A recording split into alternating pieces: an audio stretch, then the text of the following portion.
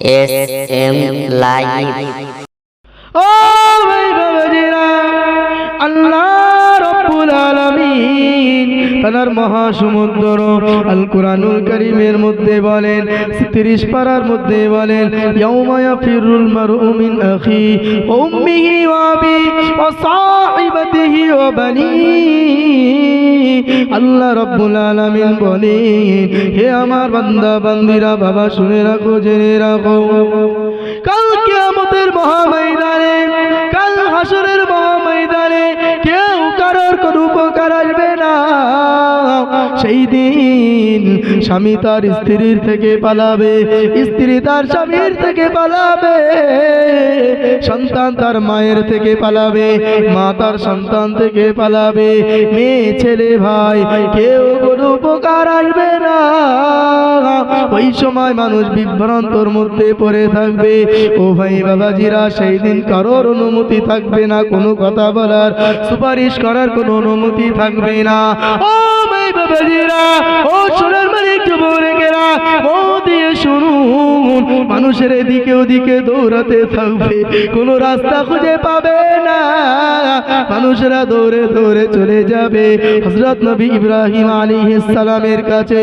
নবী হযরত ইব্রাহিম আলাইহিস সালামের কাছে গিয়ে বলবে, ও নবী ইব্রাহিম, দুনিয়ার বুকে আপনি আল্লাহর খলিল ছিলেন। ও নবী ইব্রাহিম, আজকে আমরা জান্নাতেও যেতে পারছি না, জাহান্নামেও না, বড্ড জাহান্নামের ভয় লাগছে, না জানি আল্লাহ আমাদেরকে জাহান্নামে দিবে।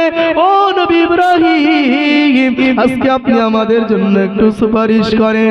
ওই সময়তে নবী হযরত ইব্রাহিম আলাইহিস সালাম বলবেন, ওরে আমার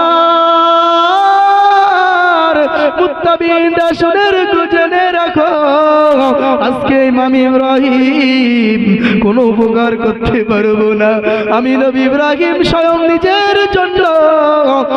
জন্য চিন্তা হচ্ছে, না জানি আল্লাহ আমার সাথে কেমন আচরণ করবে, না জানি আমাকে কি জিজ্ঞাসা করবে। ও ভাই বাবাজিরা, মানুষেরা ওই সময় দৌড়ে দৌড়ে দৌড়ে দৌড়ে নবী হযরতে মুসা আলাইহিস সালামের কাছে আসবেন। নবী মুসা আলাইহিস সালামের কাছে এসে বলবেন, হে নবী মুসা, আপনি আল্লাহর সঙ্গে দুনিয়ায় কথা বলতেন, আমাদের জন্য একটু সুপারিশ করেন না, আমরা যাতে করে নাজাত পেয়ে যেতে পারি। নবী মুসা আলাইহিস সালাম স্বীকার করে দেবেন, সেই দিন বাবা কেউ কারোর উপকার করতে পারবে না। ওই সময় নবী মুসা আলাইহিস সালাম নবী ঈসা আলাইহিস সালামের কাছে পাঠিয়ে দেবেন, যাও যাও যাও যাও যাও যাও, বিশ্ব নবী, মায়ার নবী মুহাম্মদুল আরবী সাল্লাল্লাহু আলাইহি ওয়াসাল্লামের কাছে চলে যাও। নবী মুহাম্মদ সাল্লাল্লাহু আলাইহি ওয়াসাল্লামের কাছে দৌড়ে দৌড়ে সবাই চলে যাবে, গিয়ে দেখবে আমার আপনার নবী মুহাম্মদুল আরবী সাল্লাল্লাহু আলাইহি ওয়াসাল্লাম সিজদায় পড়ে ইয়া হাবলি উম্মতি, ইয়া হাবলি উম্মতি, ইয়া হাবলি উম্মতি বলে কাঁদছেন। ও ভাই বাবাজিরা, মানুষেরা সকলে ইয়া রাসূলুল্লাহ, ইয়া রাসূলুল্লাহ বলে ডাকতে থাকবে। আল্লাহর অনুমতি হবে, বিশ্ব নবীকে মাথা তোলার জন্য বলা হবে।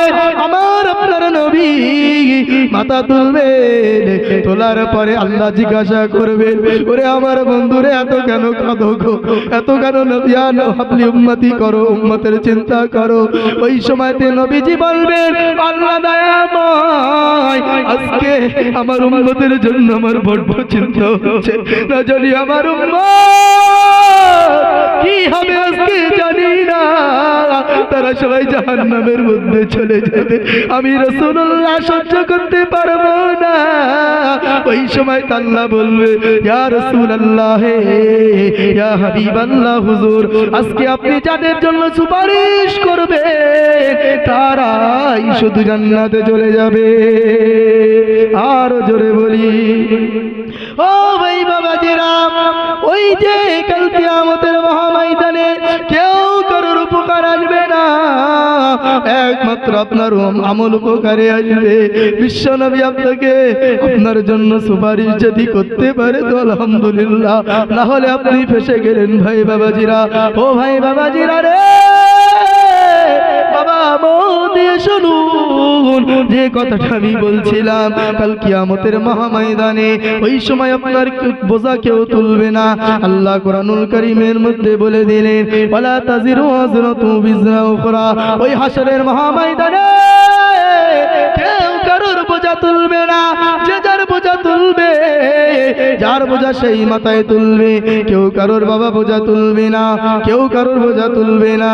ও ভাই বাবাজিরা, ওই সময় কোন ব্যক্তির আমল 50%, নেকির আমল 50% হবে, গুনার পাল্লা 50% হবে, মিজানের পাল্লা বরাবর হয়ে যাবে।